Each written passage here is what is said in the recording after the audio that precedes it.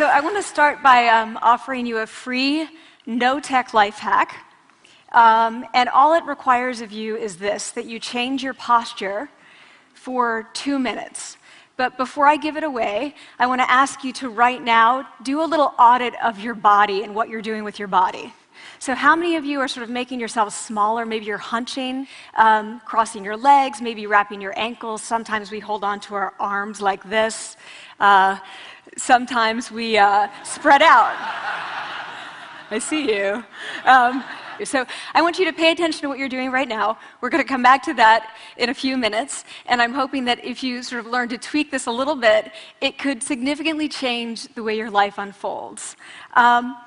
So we're really fascinated with body language, and we're particularly interested in other people's body language. You know, we're interested in, like, you know, an awkward interaction, or a smile, or a contemptuous glance, or maybe a very awkward wink, or maybe even something like a handshake. Here they are arriving at number 10, and look at this lucky policeman gets to shake hands with the President of the United States. Oh, and here comes the Prime Minister of it. No.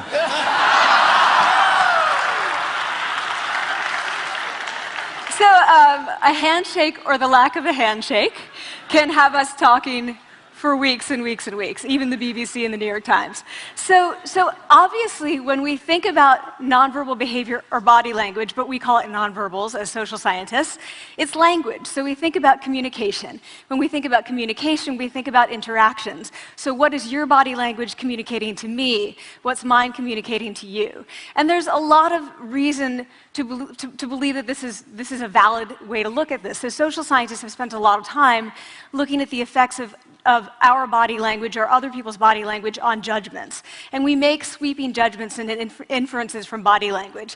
And those judgments can predict really meaningful life outcomes, like who we hire or promote, who we ask out on a date. For example, Nalini Ambady, a researcher at Tufts University, shows that when people watch 30-second soundless clips of real physician-patient interactions, their judgments of the physician's niceness predict whether or not that physician will be sued. So it doesn't have to do so much with whether or not that physician was incompetent, but do we like that person and how they interacted? Even more dramatic, Alex Todorov at Princeton has shown us that judgments of political candidates' faces in just 1 second predict 70% of US Senate and gubernatorial race outcomes. And even, let's go digital, emoticons used well in online negotiations can lead you to claim more value from that negotiation. If you use them poorly, bad idea, right? So when we think of nonverbals, we think of how we judge others, how they judge us, and what the outcomes are. We tend to forget, though, the other audience that's influenced by our nonverbals, and that's ourselves. We are also influenced by our nonverbals, our thoughts and our feelings and our physiology. So what nonverbals am I talking about? I'm a social psychologist, I study prejudice, and I teach at a competitive business school. So it was inevitable that I would become interested in power dynamics. I became especially interested in nonverbal expressions of power and dominance. And what are nonverbal expressions of power and dominance? Well, this is what they are. So in the animal kingdom, they are about expanding. So you make yourself big, you stretch out, you take up space, you're basically opening up. It's about opening up. And this is true across the animal kingdom. It's not just limited to primates, and humans do the same thing. So they do this both when they have power sort of chronically, and also when they're feeling powerful in the moment. And this one is especially interesting because it really shows us how universal and old these expressions of power are. This expression, which is known as pride, Jessica Tracy has studied, she shows that people who are born with sight and people who are congenitally blind do this when they win at a physical competition. So when they cross the finish line and they've won, it doesn't matter if they've never seen anyone do it, they do this. So the arms up in the V, the chin is slightly lifted. What do we do when we feel powerless? We do exactly the opposite. We close up, we wrap ourselves up, we make ourselves small. We don't want to bump into the person next to us. So again, both animals and humans do the same thing. And this is what happens when you put together high and low power. So what we tend to do when it comes to power is that we complement the other's nonverbals. So if someone's being really powerful with us, we tend to make ourselves smaller. We don't mirror them, we do the opposite of them. So I'm watching this behavior in the classroom, and what do I notice? I notice that MBA students really exhibit the full range of power nonverbals. So you have people who are like caricatures of alphas, like really coming into the room. They get right into the middle of the room before class even starts, like they really want to occupy space. When they sit down, they're sort of spread out. They raise their hands like this. You have other people who are virtually collapsing when they come in. As soon as they come in, you see it. You see it on their faces and their bodies, and they sit in their chair and they make themselves tiny, and they go like this when they raise their hand. I noticed a couple things about this. One, you're not going to be surprised. It seems to be related to gender. So women are much more likely to do this kind of thing than men. Women feel chronically less powerful than men, so this is not surprising. But the other thing I noticed is that it also seemed to be related to the extent to which the students were participating and how well they were participating. And this is really important in the MBA classroom because participation counts for half the grade.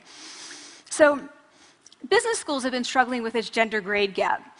You get these equally qualified women and men coming in, and then you get these differences in grades, and it seems to be partly attributable to participation.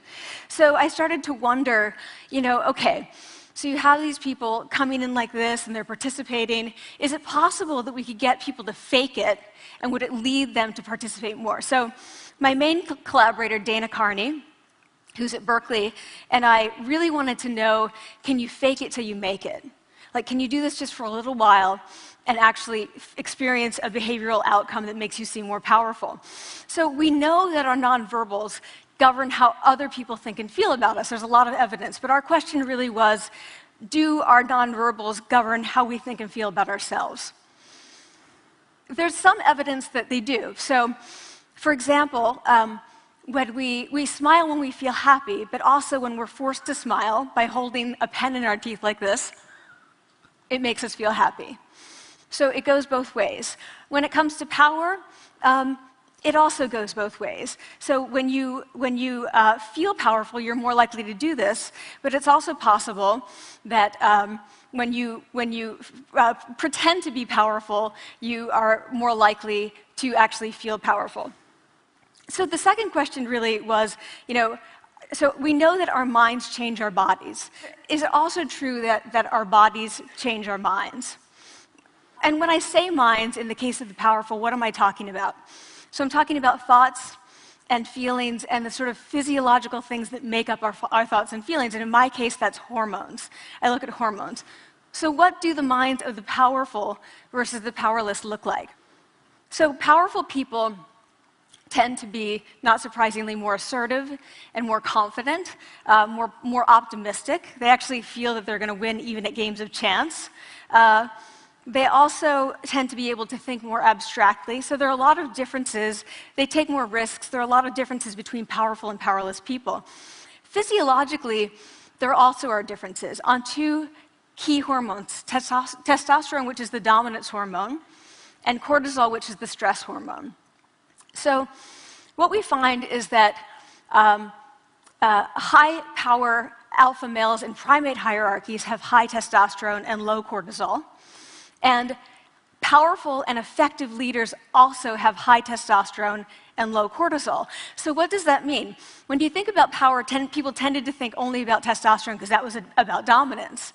But really, power is also about how you react to stress. So do you want the high-power leader that's dominant, high on testosterone, but really stress reactive? Probably not, right? You want the person who's powerful and assertive and dominant, but not very stress reactive, the person who's laid back. So we know that in primate hierarchies, if an alpha needs to take over, if an individual needs to take over an alpha role sort of suddenly, within a few days, that individual's testosterone has gone up significantly and his cortisol has dropped significantly. So we have this evidence, both that the body can shape the mind, at least at the facial level, and also that role changes can shape the mind. So what happens, okay, you take a role change, what happens if you do that at a really minimal level, like this tiny manipulation, this tiny intervention? For 2 minutes you say, I want you to stand like this, and it's going to make you feel more powerful. So this is what we did. We decided to bring people into the lab and run a little experiment. And these people adopted for 2 minutes either high power poses or low power poses. And I'm just going to show you 5 of the poses, although they took on only 2. So here's one, a couple more.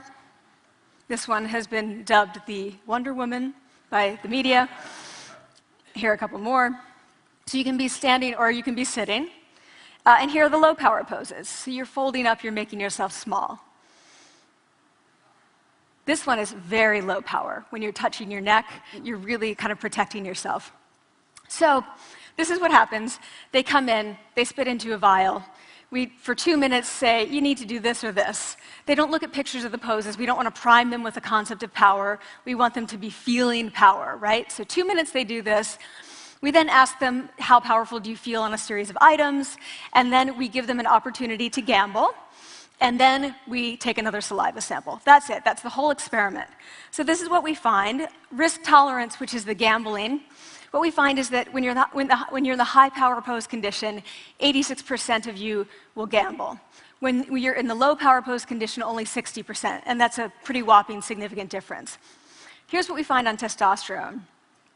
From their baseline when they come in, high power people experience about a 20% increase, and low power people experience about a 10% decrease. So again, 2 minutes and you get these changes. Here's what you get on cortisol. High power people experience about a 25% decrease, and the low power people experience about a 15% increase. So 2 minutes lead to these hormonal changes that configure your brain to basically be either assertive, confident, and comfortable, or really stress reactive, and feeling sort of shut down. And we've all had that feeling, right? So it seems that our nonverbals do govern how we think and feel about ourselves. So it's not just others, but it's also ourselves. Also, our bodies change our minds. But the next question, of course, is, can power posing for a few minutes really change your life in meaningful ways? So this is in the lab, it's this little task, it's just a couple of minutes. Where can you actually apply this, which we cared about, of course. And so we think it's really what matters, where you want to use this is evaluative situations, like social threat situations. Where are you being evaluated? Either by your friends, like for teenagers, it's at the lunchroom table. It could be, for some people, it's speaking at a school board meeting. It might be giving a pitch, or giving a talk like this, or doing a job interview. We decided that the one that most people could relate to, because most people had been through, was the job interview. So we published these findings, and the media are all over it, and they say, okay, so this is what you do when you go in for the job interview, right? So we were, of course, horrified and said, oh my God, no, that's not what we meant at all, for numerous reasons. No, don't do that. Again, this is not about you talking to other people, it's you talking to yourself. What do you do before you go into a job interview? You do this.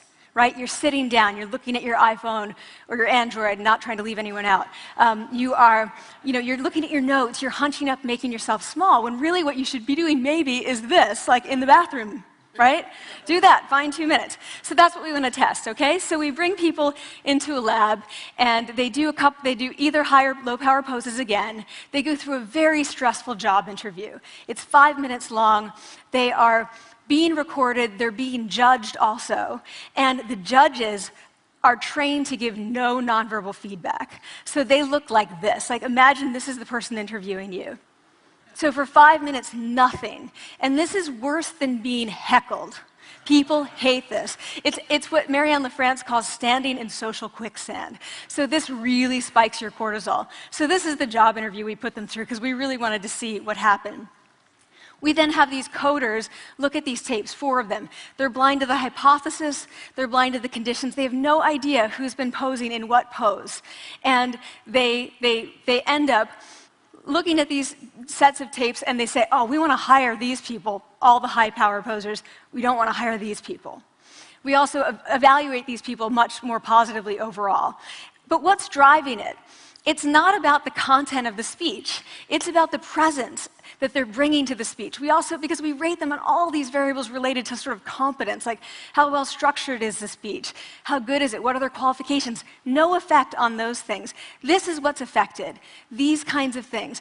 People are bringing their true selves, basically. They're bringing themselves. They bring their ideas, but as themselves, with no residue over them. So this is what's driving the effect or mediating the effect. So when I tell people about this, that our bodies change our minds and our minds can change our behavior and our behavior can change our outcomes, they say to me, it feels fake, right? So I said, fake it till you make it. Like, it's not me. Like, I don't want to get there and then still feel like a fraud. I don't want to feel like an imposter. I don't want to get there only to feel like I'm not supposed to be here. And that really resonated with me because I want to tell you a little story about being an imposter and feeling like I'm not supposed to be here. When I was 19, I was in a really bad car accident. I was thrown out of a car, rolled several times. I was thrown from the car, and I woke up in a head injury rehab ward. And I had been withdrawn from college, and I learned that my IQ had dropped by 2 standard deviations, which was very traumatic. I knew my IQ because I had identified with being smart, and I had been called gifted as a child. So I'm taken out of college. I keep trying to go back. They say, you're not going to finish college. Like, just, there are other things for you to do, but that's not going to work out for you. So I really struggled with this. And I have to say, having your identity taken from you, your core identity, and for me it was being smart, having that taken from you, there's nothing that leaves you feeling more powerless than that. So I felt entirely powerless. I worked and worked and worked, and I got lucky and worked and got lucky and worked. Eventually, I graduated from college. It took me 4 years longer than my peers. And I convinced someone, my angel advisor, Susan Fisk, to take me on. And so I ended up at Princeton, and I was like, I am not supposed to be here. I am an imposter. And the night before my first year talk, and the first year talk at Princeton is a 20-minute talk to 20 people. That's it. I was so afraid of being found out the next day that I called her and said, I'm quitting. She was like, you are not quitting, because I took a gamble on you and you're staying. You're going to stay, and this is what you're going to do. You're going to fake it. You're going to do every talk that you ever get asked to do. You're just going to do it and do it and do it, even if you're terrified and just paralyzed and having an out-of-body experience, until you have this moment where you say, oh my gosh, I'm doing it. Like, I have become this. I am actually doing this. So that's what I did. 5 years in grad school. A few years, I'm at Northwestern. I moved to Harvard. I'm at Harvard. I'm not really thinking about it anymore, but for a long time I had been thinking, not supposed to be here, not supposed to be here. So at the end of my first year at Harvard, a student who had not talked in class the entire semester, who I had said, look, you've got to participate or else you're going to fail, came into my office. I really didn't know her at all. And she came in totally defeated, and she said, I'm not supposed to be here.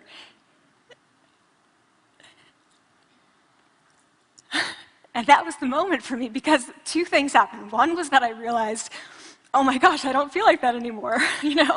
I don't feel that anymore, but she does, and I get that feeling. And the second was, she is supposed to be here. Like, she can fake it, she can become it. So I was like, yes, you are. You are supposed to be here, and tomorrow you're going to fake it, you're going to make yourself powerful, and, you're going to...